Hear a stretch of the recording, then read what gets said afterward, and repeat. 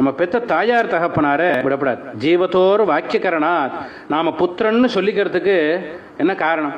திரிபி புத்திரஸ்ய புத்திரதா, 3 காரணங்கள்னாலே தான் புத்திரன்னு பேர்.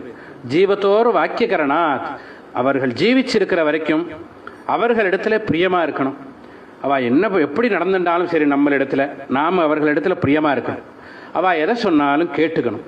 பிரத்யப்தம் பூரிபோஜனாத், அவர்கள் காலமான பிறகு அவர்களுக்கு செய்ய வேண்டிய கர்மாக்களை நல்ல முறையில் செய்யணும். எந்த அளவுக்கு நம்மளால் செய்ய முடியுமோ அந்த அளவுக்கு செய்துடணும்.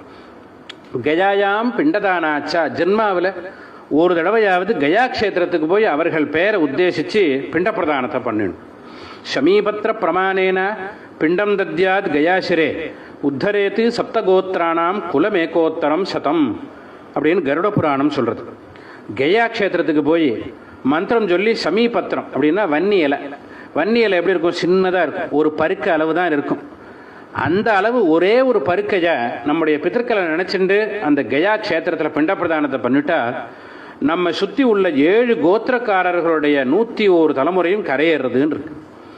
நம்மளை சுற்றி 7 கோத்திரம் என்ன அப்படின்னா, நாம் இப்போ சாத்தம் பண்ணுறோம் அப்படின்னா நாம் என்ன நினைக்கிறோம்? நம் பித்தர்களை உத்தேசித்து சாத்தம் பண்ணுறோம் அப்படின்னு நினைக்கிறோம். ஆனால் இல்லை, நம்மளை சுற்றி ஒவ்வொருத்தரை சுற்றியும் 7 கோத்திரம் இருக்குது. அதாவது தன் கோத்திரம், தன் மனைவி கோத்திரம், அத்தை கோத்திரம், மாமா கோத்திரம், சகோதரி கோத்திரம், பெண் கோத்திரம், நாட்டு பெண் கோத்திரம். இந்த 7 கோத்திரமும் நம்ம சுற்றி இருக்கிற பந்து, இவாளுக்கு தான் பந்துக்கள்னு பேர். இப்போ ஆற்றுல ஒரு கல்யாணம் நடந்தால் பத்திரிக்கை யாருக்கு முதல்ல அனுப்பணும்? இந்த 7 பேருக்கும் முதல்ல அனுப்பணும். ஏதோ ஆற்றுல ஒரு பெரிய காரியம் ஆகிடுத்து, யார்கிட்ட சொல்லணும்? முதல்ல இந்த 7 கோத்திரக்காரர்கள்ட்ட சொல்லணும். அதுக்கப்புறம் தான் எல்லார்ட்டையும் சொல்லணும். இந்த 7 ஏன்னா நாம் செய்யக்கூடிய பித்திருக்காரியங்கள் எல்லாத்துலேயுமே இந்த 7 கோத்திரக்காரர்களுக்கும் பங்கு இருக்கு. அதே போல் இந்த 7 கோத்திரக்காரர்கள் செய்யக்கூடிய ஸ்ராத்தத்தினுடைய பலன் நமக்கு வருது அப்படின்னு கருட புராணம் நமக்கு காண்பிக்கிறது. தர்மசாஸ்திரம் இதை விரிவாக சொல்லியிருக்கு. ஆகையினாலே தான் இப்போ இந்த நாளில் கல்யாணம் குழந்தைகளுக்கு ஆக மாட்டேங்கிறதுன்னு ஜாதகம் பார்த்தா பித்ருதோஷம் இருக்குது, பித்ருஷாபம் இருக்குது அப்படின்னு எல்லோருமே சகஜமாக சொல்கிறான். அதற்கு பரிகாரம்னு திலஹோமம் அப்படிலாம் பண்ணுறதுன்னு வழக்கத்தில் வந்து நாம் ஒன்று என்ன நினைக்கிறோம்னா, நம்முடைய தகப்பனாருக்கு நன்னா தானே நான் சாத்தம் பண்ணுறேன், ஹோமம் பண்ணி 2 பிராமணாவை வரவழைச்சி வாத்தியாரை வச்சுட்டு நன்னா தான் பண்ணுறேன், ஏன் எனக்கு பித்ருதோஷம் வருது அப்படிங்கிற சந்தேகம் வருது. அங்கே புரிஞ்சிக்க வேண்டியது என்னென்னா, இந்த நம்ம சுற்றி உள்ள 7 கோத்திரத்தில் யாராவது ஒருத்தர் சரியாக சாத்தம் பண்ணலைன்னா கூட அது நம்மை பாதிக்கும். நம் குழந்தைகளுடைய ஜாதகத்தில் பித்ருதோஷம்னு காட்டும். இப்போ அதுக்கு என்ன பரிகாரம் பண்ணுறது? நாம் எவ்வளோ திலஹோமம் என்ன பண்ணினாலும் கூட அவர்கள் செய்ய வேண்டிய சிராத்தத்தை பண்ணினாலே தவிர அது பரிகாரம் ஆகாது. சொல்லணும். அதுதான் பழைய நாளில் வழக்கம். ஸ்ராத்தம்னா உடனே அன்றைக்கி சாயங்காலம் எல்லாரும் கேட்பா, ஸ்ராத்தம் ஆச்சா இன்னைக்கு அப்படின்னு விசாரிப்பா. ஏன்னா விசாரிக்கணும். இந்த 7 கோத்திரக்காரர்களும் ரொம்ப முக்கியம். இந்த 7 கோத்திரக்காரர்கள்ட்டையும் சொல்லணும். அதான் இந்த ஏதாவது பெரிய காரியமாச்சுன்னா விசாரிக்க போகிறதுன்னு ஒரு வழக்கம் இருக்குது இல்லையா? கல்யாணம் நடந்தால் கல்யாணத்துக்கு போகிறோம். கல்யாணத்துக்கு போய் என்ன பண்ணணும் அப்படின்னு கேட்டால் நமக்கு தெரியாது. இப்போ கேட்டால் என்ன சொல்லுவோம்? ஏதோ ஒரு கிஃப்ட் ஒன்று வாங்கிட்டு போகணும். அதை அந்த லைனில் நின்று வரிசையாக கொடுத்துவிட்டு அப்படியே சாப்பிட்டுட்டு வர்றதுன்னு தான் இன்றைக்கி வழக்கத்தில் இருக்குது. கல்யாணம் விசாரிக்கிறதுன்னா அதுக்கு ஒரு முறை இருக்குது. என்ன பண்ணணும்? கல்யாணத்துக்கு முதல் நாளே போகணும், நாந்திக்கே போகணும். போய் அவன் எப்படி நாந்தி பண்ணுறான்னு பார்க்கணும். ஏன்னா அவன் பண்ணக்கூடிய நாந்தி சிராத்தத்தில் நம்முடைய பிதர்களுக்கும் பாகம் வருது, இந்த 7 கோத்திரக்காரர்களுக்கும் பாகம் வருது சிராத்தத்தில். அந்த நாந்தி சிராத்தத்தை அவன் எப்படி பண்ணுறான்னு பார்க்கணும். அப்பா நன்னா பண்ணுன்னு சொல்லி அத்தனை பேரும் நமஸ்காரம் பண்ணணும். நாந்தி முடிஞ்சு அவள் நமஸ்காரம் பண்ணும்போது 7 கோத்திரக்காராலும் சேர்ந்து நமஸ்காரம் பண்ணணும். நாந்தி ஆன உடனே அத்தனை பிதர்களுக்கும் வருது அந்த நாந்தி சிராத்த பலன். இந்த பிதர்கள் தான் குழந்தைகளுக்கு கல்யாணத்தை கொடுக்குறாங்க. அந்த வாழை மரம் கட்டுறோம், வாசலில் தோரணம் கட்டுறோம். எதுக்கு வாழை மரம் கட்டுறோம் அப்படின்னா, இந்த 7 கோத்திரத்தில் உள்ள சில பிதர்கள் அங்கே வந்து தங்கியிருந்து பார்க்குறா கல்யாணத்தை.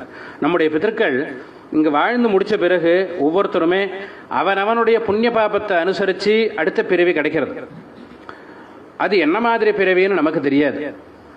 என்ன மாதிரி பிறவிகள் எடுக்கிறான்னு 5 விதம் சொல்கிறது கருட புராணம். நம்முடைய பிதர்கள் புண்ணிய கர்மாவோ பாபகர்மாவோ ஏதோ ஒரு விதத்தில் ஏதோ ஒரு பிறவியை கட்டாயம் எடுத்திருக்கா. அதில் மாற்றுக்கருத்தே கிடையாது.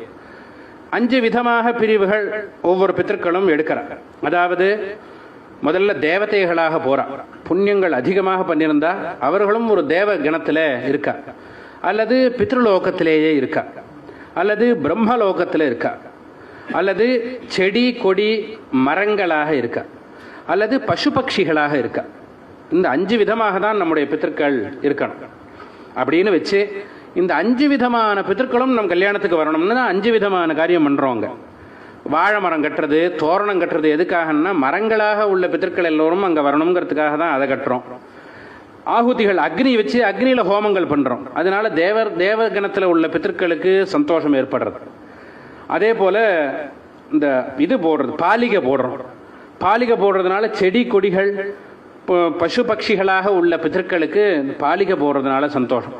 அதனால தான் முதல்ல நாந்தி ஆன உடனே பாலிகை போடுறது. இந்த பாலிகை போட்டு வச்சு இதெல்லாம் 7 கோத்திரக்காரர்களும் பாலிகை தெளிக்கணும். அங்கே போகணும், பூர்வாங்கத்துக்கே போகணும். போய் அந்த பாலிகை தெளித்து இருந்து இந்த கல்யாணத்தை அவன் ஒழுங்காக பண்ணுறானான்னு பார்க்கணும். இல்லைன்னா எடுத்து சொல்லணும், நன்னா பண்ணுப்பா கல்யாணத்தை, இந்த குழந்தையும் ஸ்ரேயஸாக இருக்கும், க்ஷேமமாக இருக்கும், இந்த குழந்தைக்கும் நல்ல காலத்தில் குழந்தை பிறக்கும் அப்படின்னு சொல்லி பண்ண சொல்லணும். அதே போல் தான் ஒரு பெரிய காரியம் ஆயிடுச்சுன்னா விசாரிக்க போகிறதுன்னு ஒரு வழக்கம் இப்போ போகிறதுன்னு இருக்குது. எல்லோருமே அநேகமாக போகிறோம். போய் என்ன பண்ணுறோன்னா கையை கட்டின்னு ஒரு 10 நிமிஷம் அங்கே நிற்கிறது. அப்புறம் அப்படியே வாசலில் வந்து அங்கே இருக்கிற டிஃபனை சாப்பிட்டுட்டு அப்படியே கிளம்பி வந்துடுறோம். அப்படி வரக்கூடாது.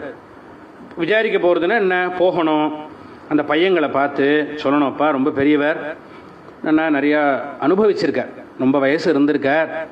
பெரியவர்கள் எத்தனை நாளைக்கு இருந்தாலும் நமக்கு பெரிய பலம்தான்.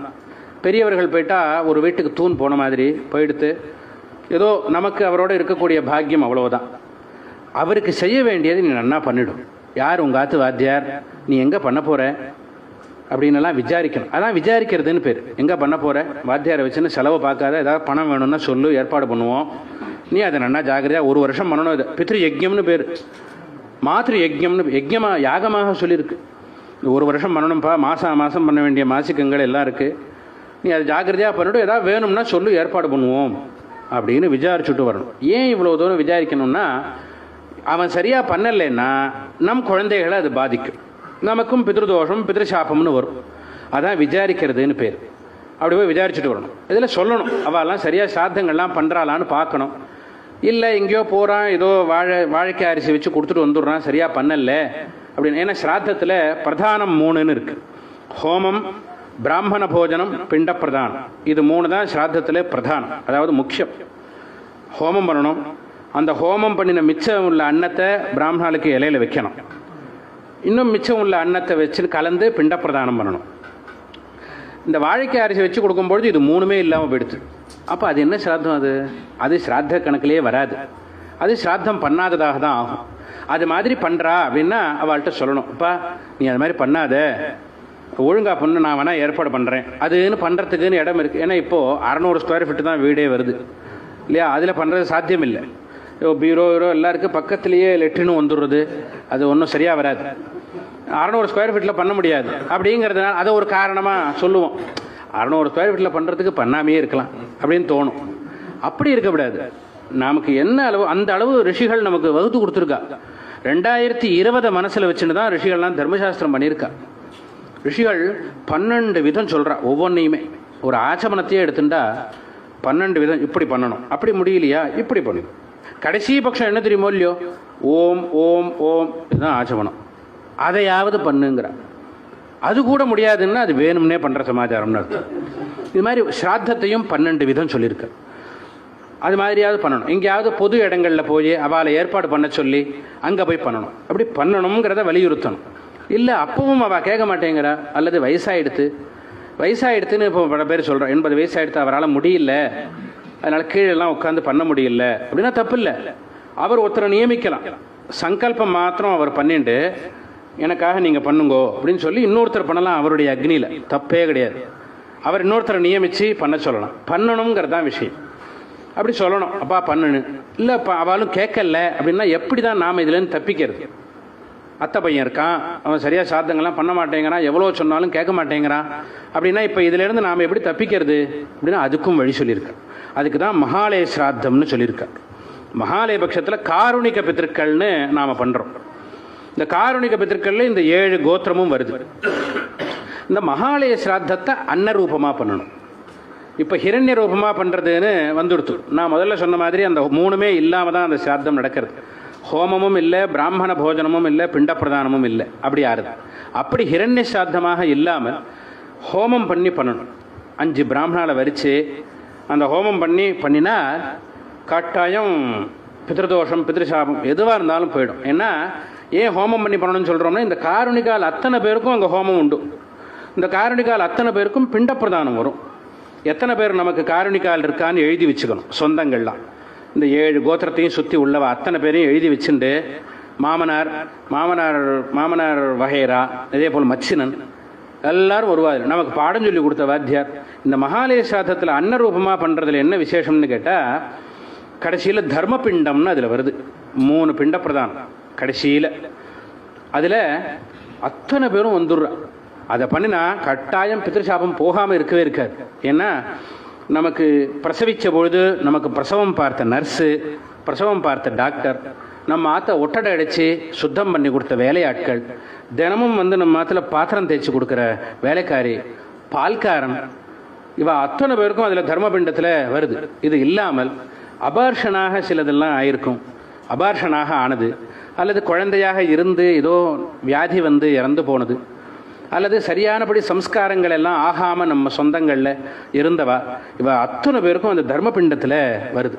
கடைசியில் பண்ணணும் அது.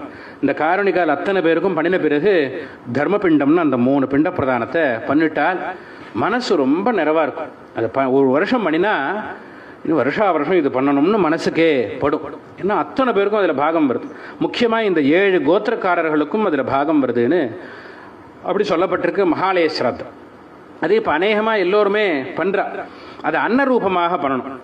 ஏதாவது தீட்டு வந்துடுத்தோ அல்லது ஏதோ ஒரு விதத்தில் அது பண்ண முடியாமல் போயிடுத்துன்னா தான் ஹிரண்ய ரூபமாக பண்ணுறதுன்னு ரிஷிகள் சொல்லியிருக்காளே தவிர அதை அன்னரூபமாக பண்ணுறதுன்னு வச்சுக்கணும். ஒரு வருஷமாவது அன்னரூபமாக பண்ணுறது அப்படின்னு பண்ணணும். மாதிரி இந்த மகாலய சிராத்தம் பண்ணுறதுனால நம்ம சுற்றி உள்ள 7 கோத்திரக்காரர்களுக்கும் அதனால திருப்தி ஏற்படுறது. இது இந்த கயா சிராத்தம். கயா இப்போ காசி யாத்திரைன்னு போகிறா இல்லையா, ராமேஸ்வரம் போயிட்டு அங்கேருந்து அலகாபாத் காசி போயிட்டு கயைக்கு போகிறா. அங்கே போய் என்ன சிராத்தம் பண்ணுறா எல்லாரும்? இந்த மகாலய சிராத்தத்தை தான் அங்கே போய் பண்ணுறா. தீர்த்த சிராத்தம்னு பெயர் தான் வேறு. அந்த சிராத்தம் எது மாதிரி பண்ணணும்னா மகாலய சிராத்தம் மாதிரி பண்ணணும் அப்படின்னு தான் ரிஷிகள் சொல்லியிருக்கா. நாம் காசி யாத்திரை போகிறதுக்கு முன்னாடி இந்த மகாலய சிராத்தம் ஒன்று பண்ணினாலே காசி யாத்திரை போன பலன் அதனாலேயே வந்துடும். இது பண்ணாமல் நாம் காசி யாத்திரை போயும் பிரயோஜனம் இல்லை. இதை பண்ணணும் கட்டாயம் அப்படின்னு சொல்லப்பட்டிருக்கு. அப்படி இந்த கயையில் போய் ஒரு ஜென்மாவில் ஒரு தடவையாவது பிண்ட பிரதானம் பண்ணணும். அப்படி ஜீவிச்சிருக்கிற வரையிலும் சொன்ன வார்த்தையை காப்பாற்றுறது, போன பிறகு சம்ஸ்காரங்கள் பண்ணி சிராத்தங்கள் பண்ணுறது, கயையில் போய் பிண்ட பிரதானம் பண்ணுறது, இது 3ம் யார் பண்ணுறானோ அவனுக்கு தான் புத்திரன்னு பேர். திரிபிப் புத்திரஸ்ய புத்திரதா.